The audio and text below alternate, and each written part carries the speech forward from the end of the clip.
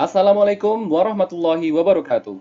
Halo semua, bagaimana kabar kalian hari ini? Saya doakan semoga Allah memberikan kesehatan untuk kalian semua yang sedang menyaksikan video tutorial dari Dizar Smart.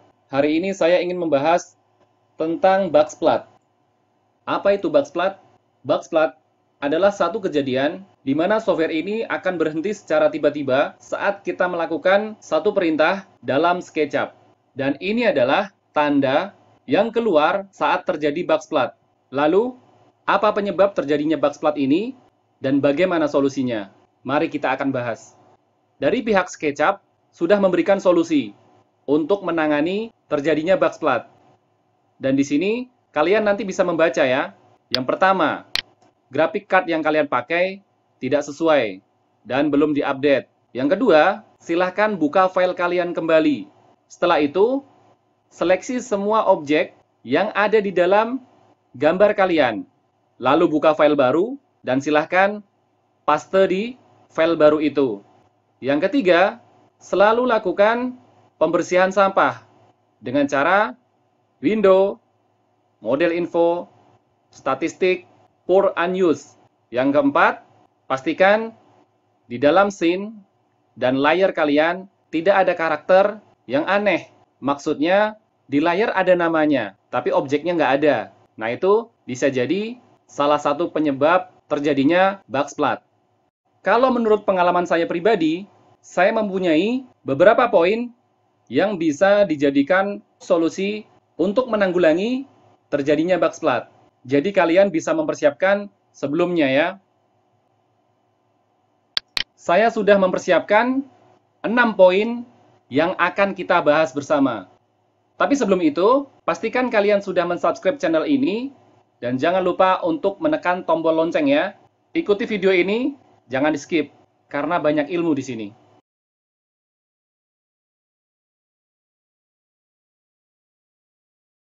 Menyesuaikan spek komputer dengan versi yang dipakai.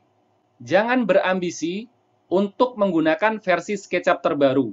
Apabila spek komputer yang kita pakai itu minim, saya bisa perlihatkan spek laptop atau komputer yang saat ini saya pakai. Nah, ini dia. Di sini, saya hanya menggunakan SketchUp di versi 2017. Dan saya selalu menggunakan SketchUp versi Make. Karena apa? Karena kalau kita menggunakan crack, ya sudah sangat wajar sekali ya apabila terjadi crash saat menjalankan software. Lanjut ke poin yang kedua. Hindari komponen dengan kapasitas yang besar dan bentuk yang rumit. Maksudnya seperti ini. Saat kalian memasukkan file 3D, entah itu dari library yang kalian punya, ataupun dari 3D Warehouse, silahkan pilih komponen 3D dengan kapasitas yang kecil, tapi bentuknya bagus. Jangan sampai memilih komponen dengan kapasitas yang tinggi, bentuknya rumit, dan kurang bagus juga saat nanti melakukan proses render menggunakan V-Ray ya.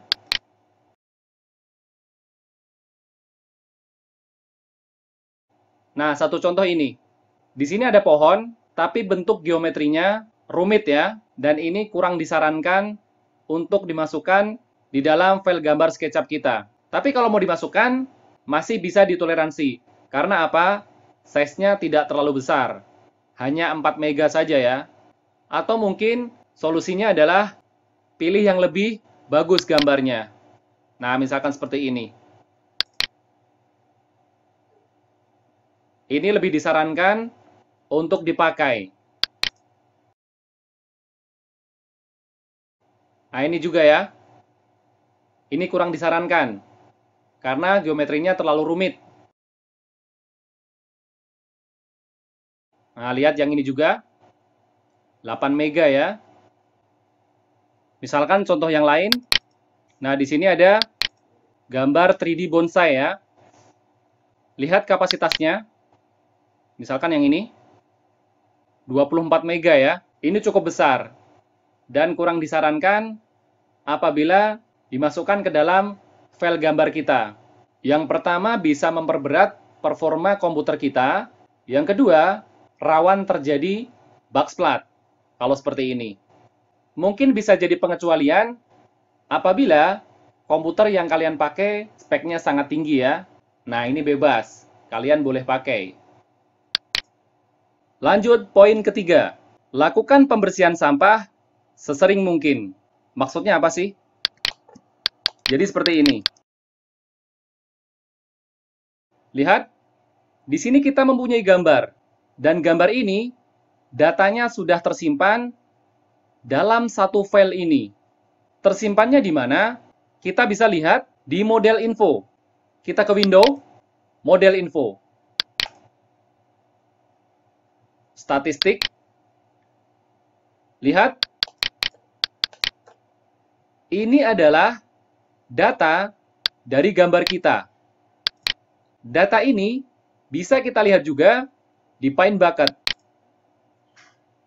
Material, in model. Ini dia, data material yang teraplikasi di file gambar kita.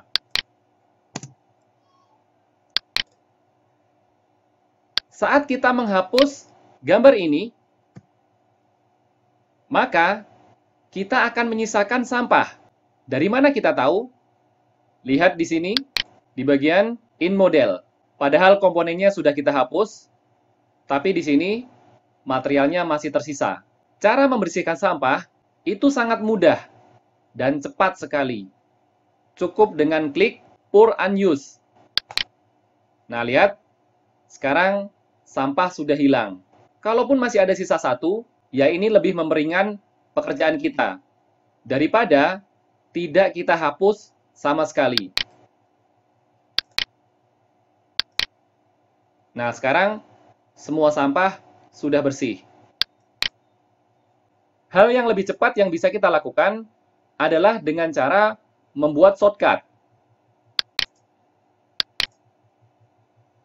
Untuk membuat shortcut, kita bisa ke window, preference, shortcut. Nah, di sini tinggal kalian masukkan model info. Ini ya. Di sini, masukkan shortcut-nya. Misalkan J. Nah, setelah itu plus. Oke. Oke. Jadi, sewaktu kita ingin membersihkan sampah, kita cukup menekan huruf J. Maka di sini akan langsung keluar statistik. Dan tinggal kita klik pour unused. Cara ini bisa kalian lakukan sesering mungkin untuk menghindari terjadinya backsplat. Kita lanjut, poin keempat. Proteksi gambar kalian dengan menggunakan autosave. Maksudnya seperti ini.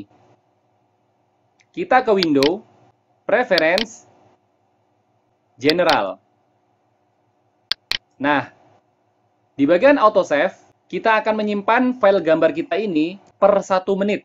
Jadi, saat kalian melakukan proses menggambar, secara otomatis gambar kalian akan tersimpan dalam waktu per 1 menit.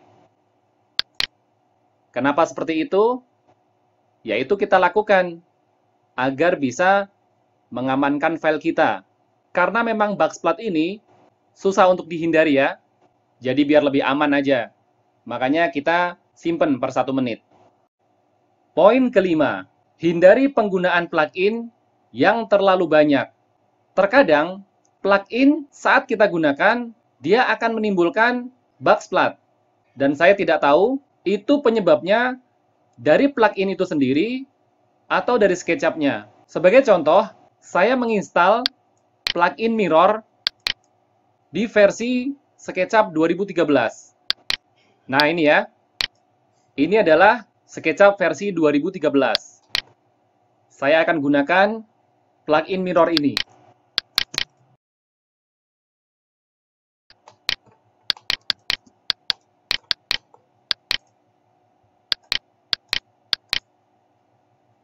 Lihat apa yang terjadi.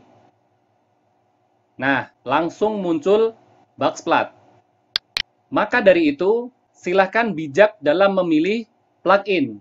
Install plugin secukupnya, yang kira-kira memang sangat sering sekali untuk kita butuhkan. Tapi kalaupun seperti itu, saat backsplat terjadi, karena proses mirror, kita sebelumnya sudah menanggulangi dengan cara autosave di angka per 1 menit.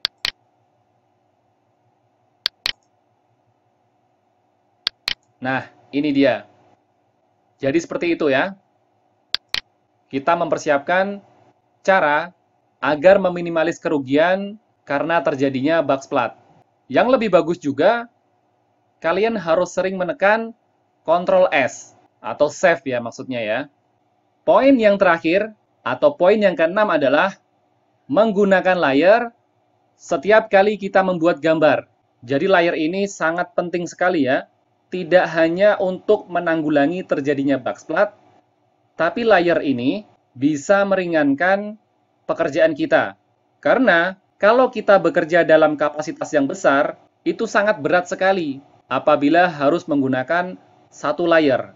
Maka dari itu, harus dipisah-pisah ya, agar pekerjaan menjadi lebih ringan. Nah, singkat saja tentang layer. Saya berikan contoh di sini.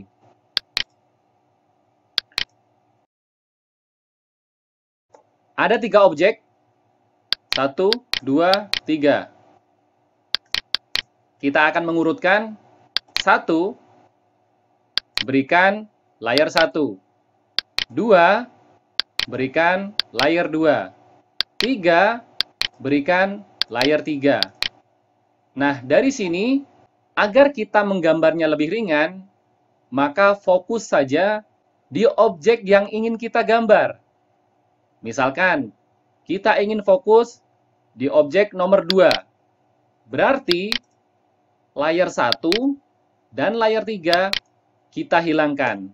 Percaya deh, ini bisa membuat pekerjaan kalian lebih ringan dan meminimalkan terjadinya backsplat. Nah, nanti kalau sudah selesai gambarnya, baru kita hidupkan kembali layarnya.